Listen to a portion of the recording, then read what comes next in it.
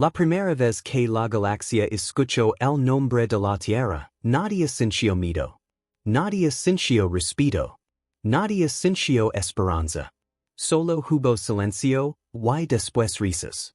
En la gran cámara del Consejo de las Mil Especies, los delegados miraban el pequeño punto azul proyectado sobre la mesa central.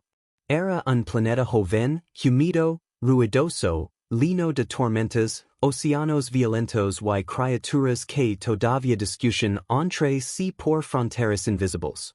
Para la Galaxia, la Tierra no era importante. Era una nota al pie. Un mundo primitivo. Una especie de baja prioridad. Los humanos apenas habían salido de su propio sistema solar. Sus naves eran lentas. Sus defensas eran débiles. Sus gobiernos estaban divididos. Sus idiomas eran demasiados. Sus emociones, según los informes, eran peligrosamente inestables. El delegado Veruin, de la especie Ilif, abrió sus ojos plateados y habló con una voz fría. La humanidad no debe ser contactada. No todavía. Nadie se opuso. La comandante Suraven, representante del Imperio de Lax, dejó caer 3 dedos sobre la mesa. Estoy de acuerdo. Son impredecibles.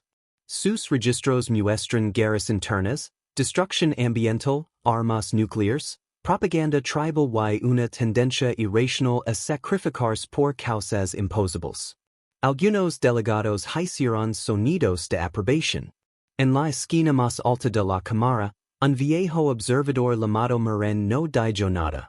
Él pertenecía a una raza casi extinta, los orati, conocidos por recordar cosas que otras especies preferían olvidar. Maren miró la proyección de la Tierra. Pequeña. Azul. Frágil. Y por alguna razón, no pudo apartar la mirada. Hay algo extraño en ellos, murmuró. La sala no lo escuchó. El consejo siguió hablando. Decidieron que la Tierra debía permanecer aislada. Ninguna alianza. Ninguna protección. Ningún comercio. Ninguna advertencia sobre las amenazas que se movían entre las estrellas. La decisión fue registrada en los archivos galácticos como protocolo de silencio 417. La Tierra no debía saber que no estaba sola. La humanidad no debía saber que la Galaxia ya la había juzgado. Y, sobre todo, no debía saber que una guerra se acercaba. Una guerra antigua. Una guerra que ya había devorado mundos más fuertes, más sabios y más avanzados. El enemigo era conocido como la Corona Negra. No era un imperio común. No conquistaba planetas para gobernarlos. No buscaba riqueza. No quería recursos. La Corona Negra entraba en un sistema estelar, apagaba sus comunications, rompía sus defensas y dejaba una sola cosa atrás. Silencio. Durante 8 siglos, la Galaxia había sobrevivido escondiéndose. Cada especie protegía sus propios mundos. Cada imperio defendía sus rutas. Cada civilización guardaba sus secretos. El Consejo decía que la unidad era importante, pero todos sabían la verdad. Cuando llegaba la Corona Negra, cada especie corría por su cuenta. Ese era el modo galáctico. Sobrevivir primero. Ayudar después. Si todavía quedaba alguien vivo. La Tierra no sabía nada de eso. Los humanos miraban las estrellas con telescopios, enviaban sondas, discusión sobre vida extraterrestre y sonaban con señales lejanas. No sabían que varias civilizaciones ya los observaban.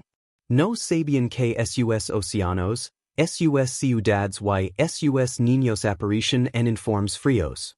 No sabían que, en una sala muy lejos de su sol, alguien había decidido que no valían el riesgo. Durante 37 años, la Tierra fue ignorada. Hasta que llegó la noche del primer mensaje. Ocurrió sobre el hemisferio sur. Todas las radios del planeta se apagaron durante 9 segundos. Satélites, aviones, teléfonos, barcos, bases militas, estaciones científicas, todo quedo mudo. Luego, una voz apareció. No hablaba inglés. No hablaba español. No hablaba ningún idioma humano. Pero todos entendieron el miedo. Era un grito roto, lleno de estática y dolor. Después, una imagen apareció en las pantallas de todo el mundo. Una niña alienígena. No humana. De piel gris azulada, ojos grandes y brazos delgados. Estaba sentada en el suelo de una nave destruida. Detrás de ella, luces rojas parpadeaban. El aire estaba lleno de humo. Algo golpeaba las puertas desde afuera. La niña miró directo a la cámara. Sus labios temblan. La traducción automática llegó tarde, como si la propia tecnología tuviera miedo de decir las palabras. Por favor, si alguien escucha, no queremos morir. La transmisión terminó. El mundo entero quedó en silencio. Luego empezó el caos. Los gobiernos negaron saber algo. Los científicos confirmaron que la señal venía de fuera del sistema solar. Las religiones discutieron. Los mercados cayeron.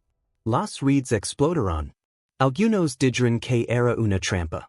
Otros dijeron que era el fin. Muchos tuvieron miedo. Pero hubo una frase que se repitió en miles de idiomas, en miles de pantallas, en miles de hogares. Era solo una niña. La señal no venía de una flota enemiga.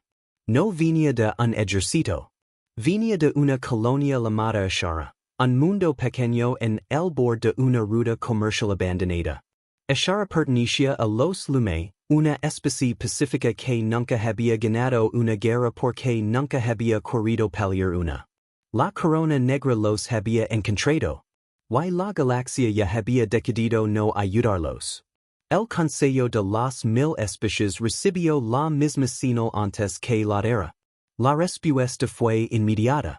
No intervención. Ashara estaba demasiado lejos. La Corona Negra ya había cortado las rutas. Enviar una flota sería suicidio.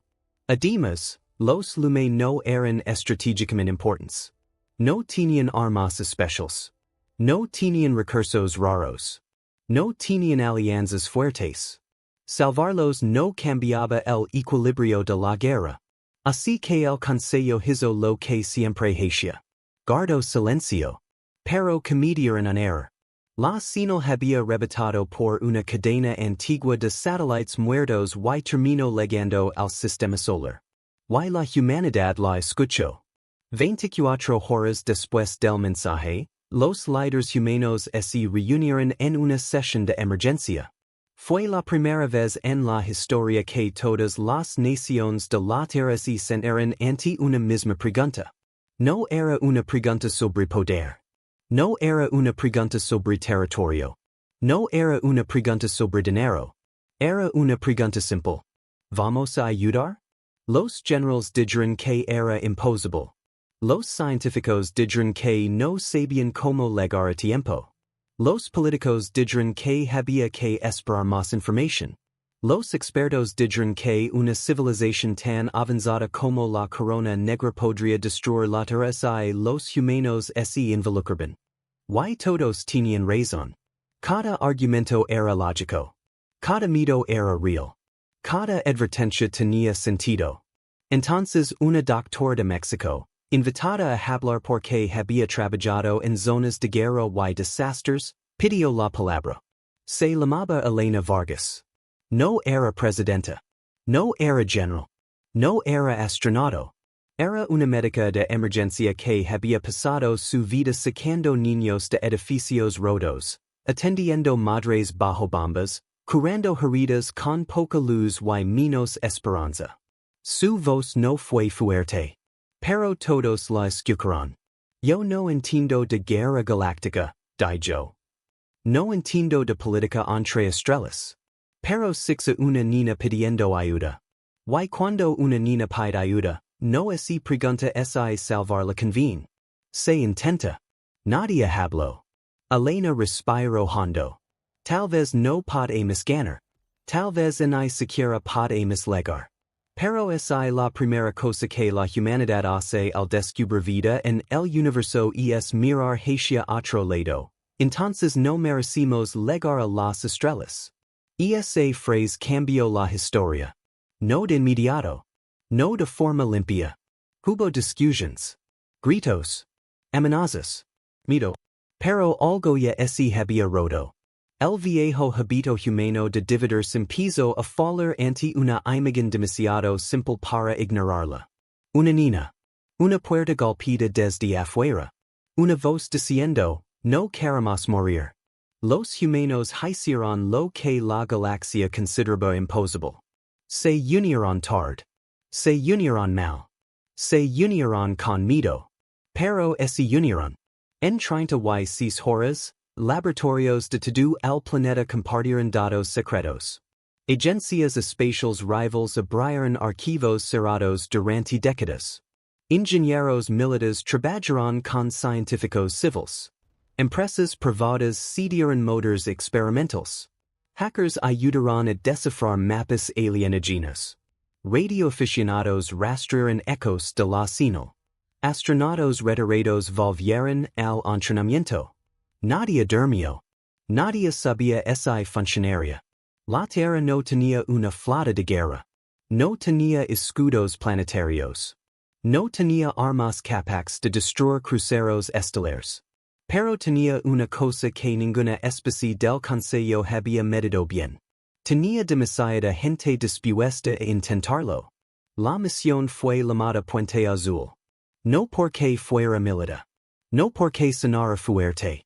Sino porque un niño en una escuela de Colombia, durante una transmisión global, preguntó. Si ellos están al otro lado del cielo, ¿no podemos hacerles un puente? El nombre quedó. Puente Azul. 42 naves fueron preparadas.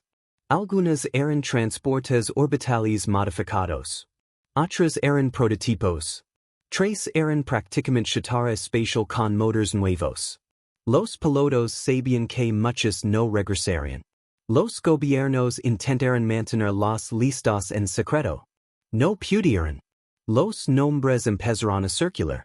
Personas comunes dejaron flores frente a las bases de lanzamiento. Niños dibujaron naves humanas rodeadas de estrellas. En España, una abuela puso una vela junto a la televisión y dijo que rezaría por los niños del cielo.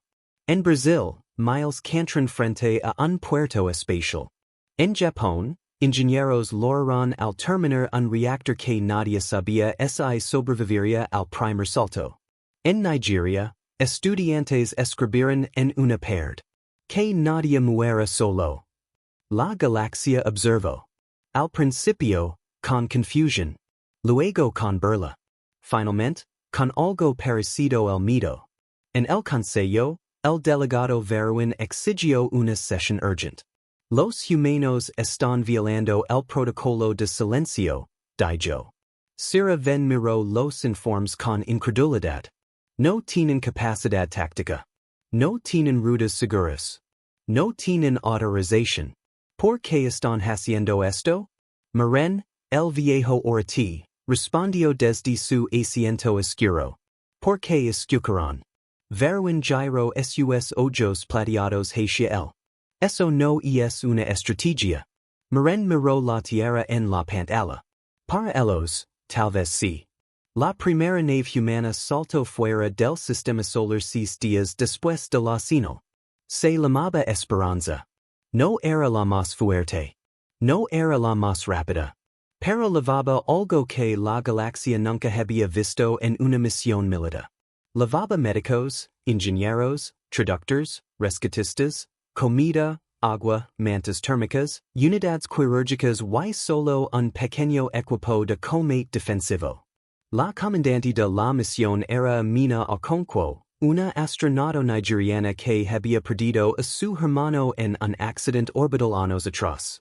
Antes del salto, abrió un canal público. Su rostro apareció en todas las pantallas de la Tierra. No sonrió. No intentó parecer heroica. Solo dijo. No sabemos qué encontraremos. No sabemos si volveremos. Pero hoy la humanidad ha decidido que el miedo no será nuestra primera respuesta. Hizo una pausa. Shara, así todavía nos escuchan, aguantan. Vamos en camino. El salto empezó. Durante 3 segundos la nave fue luz. Luego desapareció. Detrás de ella fueron las otras. Una por una. La flota más débil que la Galaxia había visto entró en una guerra que no entendía. Y por primera vez en siglos, la Corona Negra recibió una respuesta inesperada. Echara ardía bajo un cielo rojo. Las ciudades Lumei no estaban diseñadas para la guerra. Eran abiertas, líneas de jardines verticales, puentes transparentes y torres que cantaban con el viento. Sus edificios no tenían bunkers. Sus plazas no tenían canones. Sus escuelas tenían techos de cristal para que los niños pudieran ver las estrellas. Ahora esos techos estaban rotos. La niña de la transmisión se llamaba Ayla. Tenía 8 años según el calendario. Su madre la había escondido en una estación de comunicaciones antes de que los soldados de la Corona Negra entraran en la ciudad. Durante 2 días, Ayla escuchó gritos, explosiones y pasos metálicos. Luego escuchó algo nuevo. Una voz. Distorsionada. Lejana. Pero cálida. Si todavía nos escuchan aguantan. Vamos en camino. Ayla no entendió las palabras. Pero entendió el tono. Alguien venía. Su madre, herida y pálida, levantó la cabeza. ¿Quién son? El técnico que había logrado captar la señal miró la pantalla con ojos llenos de lágrimas. No lo sé. No aparecen en ningún registro militar. Son humanos. La madre de Ayla cerró los ojos. ¿Aliados? El técnico negó despacio. Según el consejo, son una especie aislada. Entonces, ¿por qué vienen? Nadie respondió. Porque esa pregunta no tenía sentido en la galaxia conocida. Las naves humanas salieron del salto demasiado cerca del campo de batalla. La mitad de sus sistemas fallaron de inmediato. 3 transportes perdieron orientación. Una nave médica quedó girando sin control. La esperanza apareció entre restos de satélites destruidos y casi chocó contra una fragata Lumei abandonada. En el puente, las alarmas gritaban. Escudos al 12%. Motor 2 inestable. Tenemos señales de cometa en órbita baja. Amina ese sujeto al asiento. La colonia sigue viva? Un operator revisó los datos. Sí. Pero hay naves enemigas descendiendo sobre las ciudades principales. Amina miró la pantalla. La Corona Negra tenía 17 cruceros. Los humanos tenían 42 naves pequeñas, danadas por el salto y sin experiencia real en cometa interestelar. Cualquier comandante galáctico habría ordenado retirada. Amina no lo hizo. Abrir canal a toda la flota. La línea es lino de estática. Aquí esperanza. Objetivo principal, evacuación civil. No intentan ganar la guerra. Sequen a la gente. Repito, sequen a la gente. Un piloto español respondió. ¿Y así nos disparan? Amina miró los cruceros negros que flotaban como cuchillos sobre el planeta. Entonces estorban. La flota humana se separó. No atacaron como una armada. Atacaron como rescatistas desesperados. Una nave se puso entre un crucero y una escuela. Utilizó sus motors para empujar restos orbitales contra misiles enemigos. 3 transportes bajaron sin permiso entre fuego antiaéreo y aterrizaron en una plaza llena de civiles Lumei.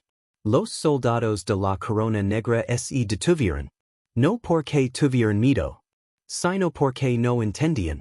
Las especies avanzadas defendían recursos, bases, líderes, armas. Los humanos estaban defendiendo desconocidos. Civil sin valor estratégico. Niños. Ancianos. Heridos. La primera transmisión visual entre humanos y Lumei ocurrió en una calle cubierta de polvo. Un rescatista argentino llamado Tomás bajó de una nave con el casco roto y las manos levantadas. Frente a él, un grupo de Lumei temblaba detrás de una fuente destruida.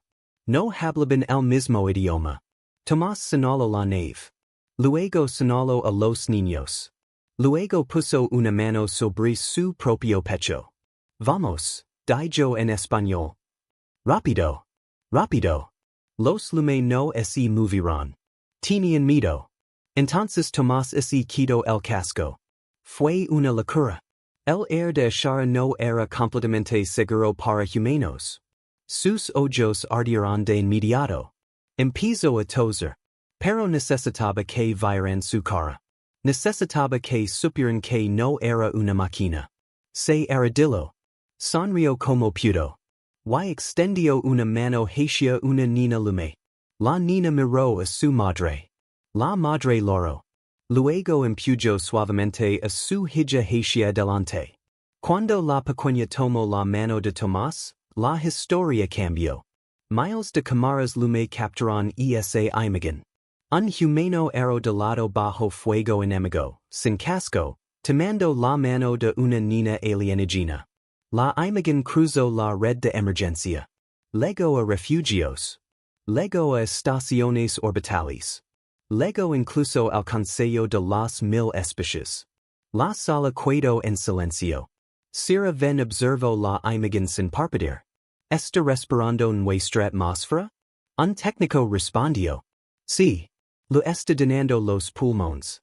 ¿Por qué se quitó el casco? Maren habló suavemente. Para que la niña no tuviera miedo. Nadie se rió esta vez. En Ayudar, la Corona Negra cambió de estrategia. Identificaron a los humanos como una amenaza emocional. No eran fuertes. Pero estaban alterando el comportamiento de los Lumei. Antes de la llegada humana, los Lumei estaban colapsando. Se rendían.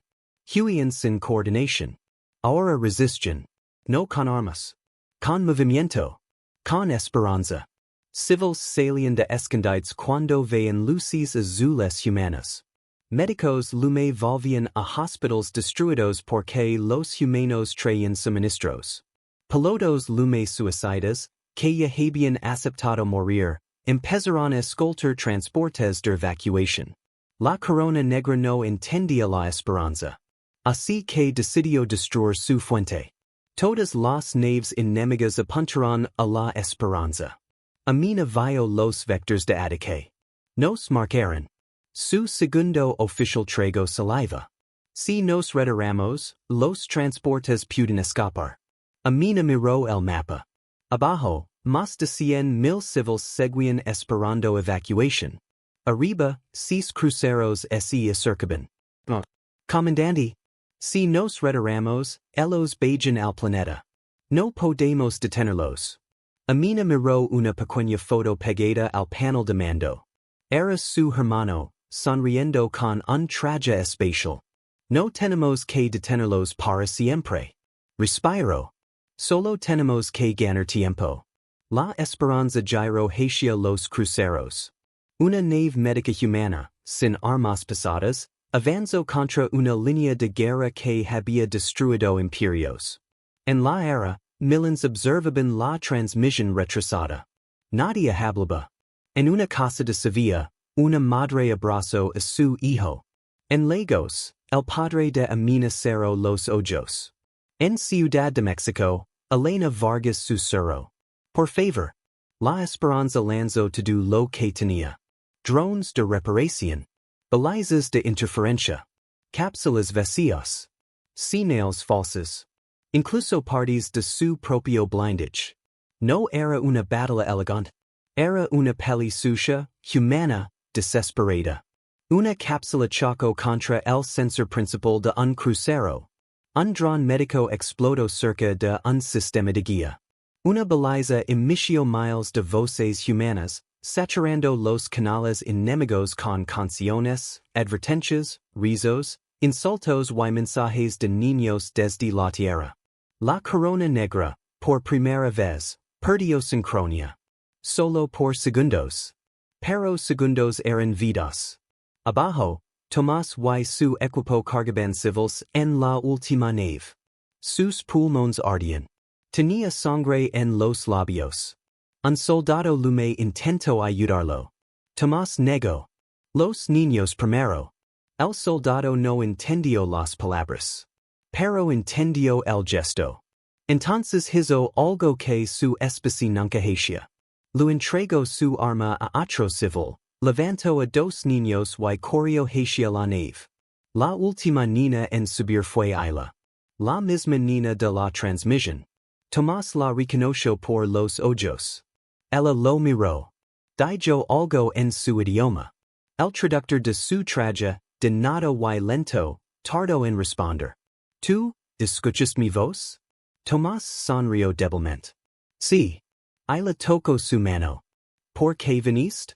Tomás miró el cielo, donde la esperanza ardía entre las estrellas.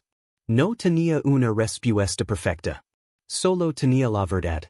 ¿Por qué la mast? La nave despegó. Detrás de ella, la plaza explotó.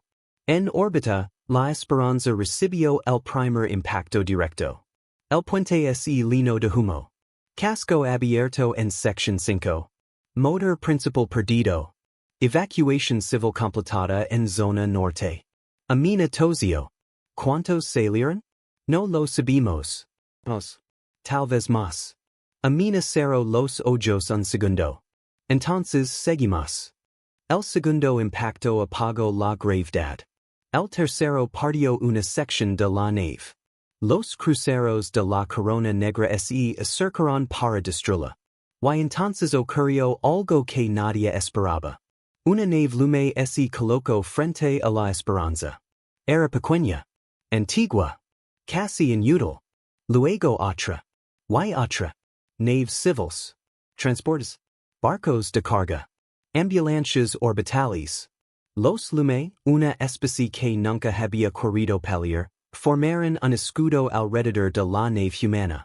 Amina miró la pantalla con lágrimas flotando en gravedad cero. ¿Qué están haciendo? El operador escuchó una transmisión traducida. Era la voz de un capitán Lumei. Ustedes vinieron cuando nadie vino. Ahora no se quedan solos.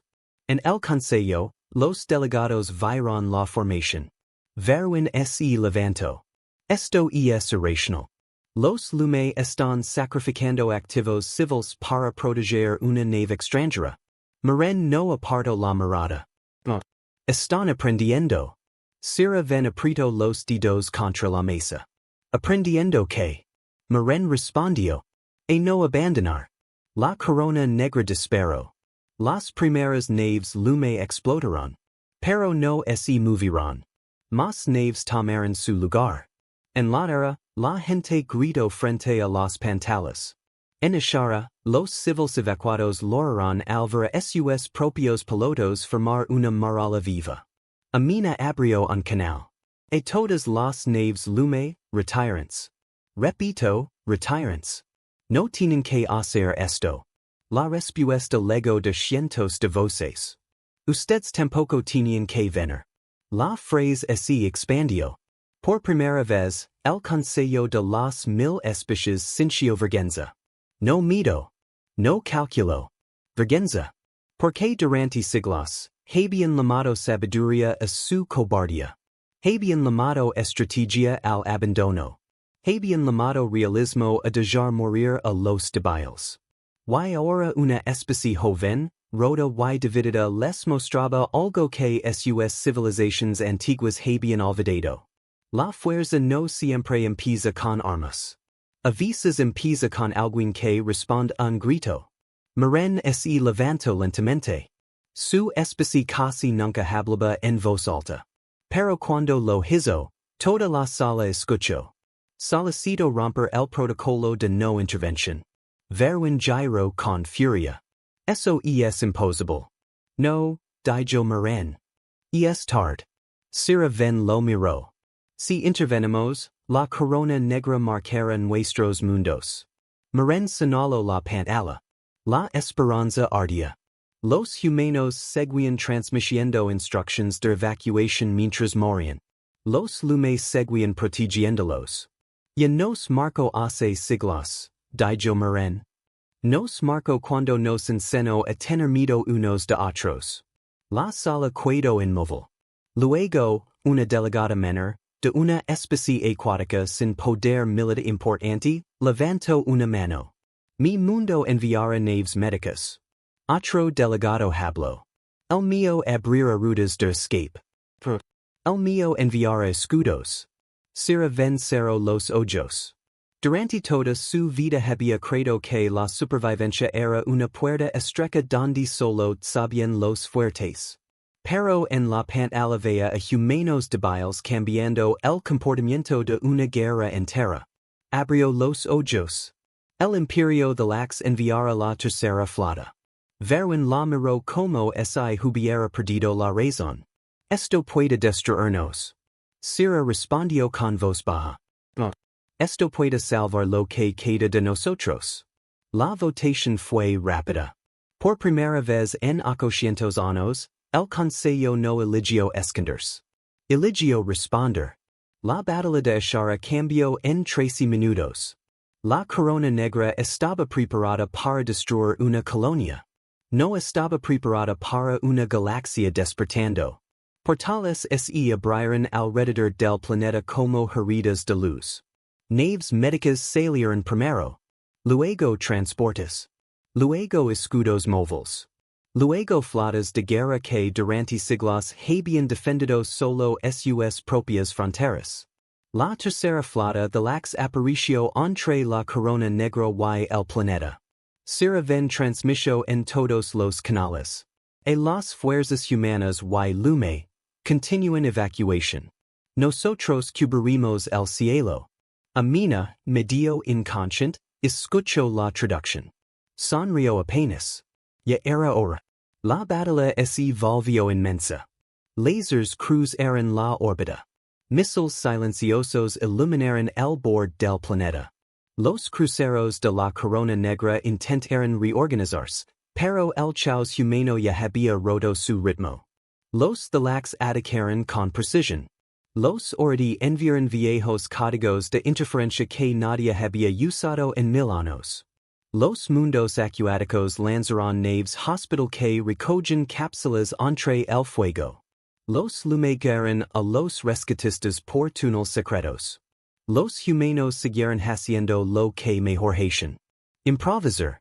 Una nave brasileña usó su sistema de cocina industrial para crear una nube química que confundió sensores enemigos. Un ingeniero indio conectó 3 reactores incompatibles y gritó que si explotaban, al menos explotarían en la dirección correcta. Una piloto chilena aterrizó sobre el techo de un hospital porque la calle ya no existía. Un equipo turco convirtió drones agrícolas Lumei en evacuadores de bebés. Un médico español operó a un alienígena con ayuda de un dibujo hecho por una niña porque nadie tenía el mapa anatómico completo. La Galaxia observable y no sabía si sentir horror o admiración. Los humanos eran un desastre. Pero eran un desastre útil. Hermoso. Imparable. No ganaban porque fueron perfectos. Ganaban tiempo porque se negaban a detenerse. La Corona Negra perdió 3 cruceros. Luego 5. Luego su nave comandante recibió una transmisión directa desde la Esperanza. Amina apareció en la pantalla enemiga. Su rostro estaba cubierto de sangre. Su nave estaba muriendo. Pero sus ojos seguían firmes. No sé si entienden mi idioma, dijo. Pero escuchen bien. Este planeta no está solo. La Corona Negra respondió con una voz metálica. Todos los mundos están solos al final. Amina miró las naves de docenas de especies peleando juntas alrededor de Shara. Ese fue su error. Cortó la transmisión. Luego dio la última orden. Encienden el núcleo de salto. Su segundo oficial la miró. Comandante, si hacemos eso tan cerca de su nave principal. Lo sé. No sobreviviremos. Amina miró el planeta. Los últimos transportes humanos estaban saliendo de la atmósfera. Isla estaba viva. Miles de niños estaban vivos. Eshara todavía respiraba. Nunca así trató de sobrevivir nosotros, dijo. La tripulación entendió. Nadie discutió. Pero antes de que Amina pudiera activar el núcleo, una señal externa tomó control parcial de los sistemas de la esperanza. Era una nave. Luego otra. Luego 5 naves de lax. Luego una red completa de escudos alienígenas se conectó alrededor de la esperanza. Sira ven aparicio en la pantalla.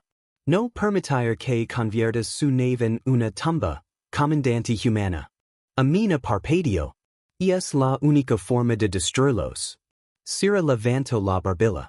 Tal vez para una nave humana. No para una galaxia. Miren aparicio en otro canal. Comparten el pulso. Dividen la carga. Si todos damos una parte, nadie tiene que morir solo. Amina entendió. Era simple. Era exactamente lo que los humanos habían hecho desde el inicio. Convertir una muerte segura en una carga compartida. El núcleo de salto de la esperanza se conectó a los reactores de lax, a los generadores Lumei, a los viejos motores orati y decenas de sistemas alienígenas. La Corona Negra intentó escapar. Demasiado tarde. Una esfera de luz azul envolvió la órbita de Eshara. No explotó. No quemó. No destruyó todo. Solo hizo una cosa. Arrancó las naves de la Corona Negra del espacio normal y las lanzó a un vacío entre rutas. Una prisión física sin estrellas, sin señales, sin salida inmediata. La batalla terminó sin un último disparo. Terminó con luz. Y luego con silencio. Pero no era el silencio de la muerte. Era el silencio de los vivos que no podían creer que seguían respirando. La esperanza quedó partida en 3 sections. Pero sus compartimentos principales sobrevivieron. Cuando los equipos de rescate llegaron al puente, encontraron a Mina inconsciente, todavía atada a su silla. En su mano tenía la foto de su hermano. Tomás fue encontrado en un transporte médico, con daño pulmonar severo, pero vivo. Cuando despertó, ella estaba sentada junto a él. Ella le había puesto una pequeña flor luminosa sobre la manta. El traductor médico funcionaba mejor ahora. Ella lo miró con seriedad. Mi madre dice que los humanos son tontos. Tomás sonrió con dolor. A veces. También dice que son buenos. Tomás miró por la ventana. Afuera, naves de cientos de especies ayudaban a reparar Eshara. A veces también. Ella tomó su mano. ¿La Tierra es bonita? Tomás pensó en océanos, montañas, ciudades ruidosas, lluvias sobre calles calientes, fútbol en barrios pobres, abuelas cocinando, niños riendo, gente peleando por tonterías y luego abrazándose cuando algo dolía de verdad. Sí, dijo. Y es un desastre. Pero es bonita. Ella asintió. Quiero verla. Tomás cerró los ojos. Entonces tendrás que aprender algo importante. ¿Qué? En la Tierra, todos llegan tarde todo. Ella no entendió el chiste. Pero ese río porque Tomás ese río. 6 meses después, la Tierra recibió la primera delegación oficial de la Galaxia. No llegaron como conquistadores. No llegaron como dioses. Llegaron como invitados. Sus naves aparecieron sobre la luna, no sobre las ciudades, porque los humanos habían pedido respeto por el cielo civil. La ceremonia fue transmitida en todo el planeta. Amina, todavía caminando con ayuda de una prótesis, representó a la misión Puente Azul. Elena Vargas estaba allí también, porque muchos dicen que su frase había iniciado todo. Miren bajo de la nave orati con pasos lentos. Sira ven lo siguió, vestida con armadura ceremonial. Veruin también estaba presente, aunque sus 6 ojos parecían incómodos bajo tantas cámaras humanas. El encuentro ocurrió en una sala sencilla. No en un palacio. No en una base militar. En una escuela reconstruida cerca del primer centro de lanzamiento de Puente Azul. Los niños habían pintado murales en las paredes. Humanos y Lumei tomados de la mano. Naves azules.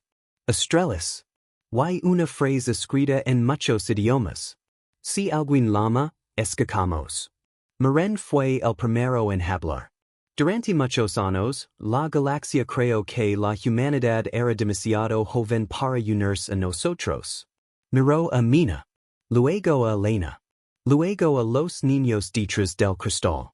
Estábamos equivocados. La traducción tardó un segundo. Luego la sala estalló en murmullos. Miren continuó. La madurez de una especie no es mide solo por sus armas, su tecnología o sus años. Se mide por lo que hace cuando nadie la obliga a hacer lo correcto. Sira dio un paso adelante. Su voz era firme, pero había algo diferente en ella. Menos orgullo. Más verdad. La Galaxia no vino a enseñar a la Tierra. Hoy venimos a pedir algo. A Mina frunció el seno. ¿Qué cosa? Sira respiró. Que nos enseñan a construir un puente. Nadie respondió al principio. Porque los humanos, por una vez, no sabían qué decir. Elena Vargas sonrió suavemente. No somos muy buenos enseñando. Miren inclinó la cabeza. Lo sabemos. Sus manuals técnicos son horribles. La sala rió. Incluso Sira sonrió un poco. Pero entonces Miren miró directo a las cámaras. Pero ustedes recordarán algo que nosotros olvidamos. Que la vida no es salva solo cuando es útil. Se salva porque está viva. Esa frase llegó a toda la Tierra. Y luego a toda la Galaxia. Los meses siguientes no fueron perfectos. Nada humano lo era. Hubo miedo. Protestas. Problemas políticos. Errors de traducción terribles. Un senador humano llamó accidentalmente ensalada con piernas a un embajador vegetal. Una nave de lax casi provocó un conflicto diplomático al estacionarse sobre una ciudad durante un partido importante. Los Lumei se volvieron famosos en la Tierra porque loraban cada vez que alguien les ofrecía pan. Y la visitó finalmente el planeta azul. Cuando vio el océano por primera vez, se quedó sin palabras. Tomás, en recuperándose, la llevó a una playa. Ella tocó el agua con los dedos. Y es demasiado grande, dijo. Sí. ¿Y ustedes viven junto a esto sin tener miedo? Tomás miró una ola romper. No. Tenemos miedo todo el tiempo. Ella lo miró. Entonces, ¿cómo hacen tantas cosas? Tomás pensó. Las hacemos con miedo. Ella guardó esa respuesta como si fuera un tesoro. Años después, cuando creció y se convirtió en la primera embajadora Lumei en la Tierra, repetiría esa frase ante el consejo. Los humanos no son valientes porque no sienten miedo. Son valientes porque sienten miedo y aún así abren la puerta. La guerra contra la Corona Negra no terminó en Hicieron, pero cambió. Antes, la Corona Negra avanzaba contra mundos separados. Después de Hicieron, encontró rutas compartidas, hospitals protegidos por flotas mixtas, colonias evacuadas antes del ataque, señales de auxilio repetidas por miles de estaciones. Y en cada frente, de una forma u otra, había humanos. No siempre como soldados. A veces como médicos. A veces como ingenieros. A veces como pilotos. A veces como personas muy cansadas gritando soluciones absurdas que funcionaban por pura terquedad. La Galaxia empezó a usar una nueva palabra. No era una palabra humana. Pero significaba algo parecido a esto. El que viene aunque no tenga que venir. Al principio, esa palabra se usaba para la humanidad. Luego, lentamente, otras especies empezaron a querer merecerla también. Ese fue el verdadero milagro. Los humanos no salvaron la Galaxia porque fueron los más fuertes. No la salvan porque fueron los más sabios. No la salvan porque fueron elegidos por una proficia antigua. La salvan porque respondieron primero. Y el responder, hicieron que otros recordaran cómo hacerlo. Décadas después, en la nueva cámara del Consejo, la Tierra ya no aparecía como un punto azul de baja prioridad. Tenía un asiento. No el más grande. No el más antiguo. Pero sí uno que todos miraban cuando ligaba una señal de auxilio. En la pared principal de la cámara había una imagen. No de una batalla. No de una flota. No de un líder. Era una imagen simple. Un humano era de lado bajo un cielo alienígena, sin casco, extendiendo la mano hacia una niña asustada. Debajo, en letras claras, había una frase escrita en cientos de idiomas. La fuerza comenzó cuando alguien escuchó. Y cada vez que una nueva especie preguntaba por qué la humanidad era respetada, los viejos delegados no hablaban de armas humanas. No hablaban de motores humanos. No hablaban de estrategia humana. Solo contaban la historia de Tierra. La historia de una niña que llamó. La historia de una galaxia que no respondió. Y la historia de un pequeño planeta azul que, sin permiso, sin garantía y sin suficient poder, miró hacia las estrellas y dijo: Aguanten. Vamos en camino.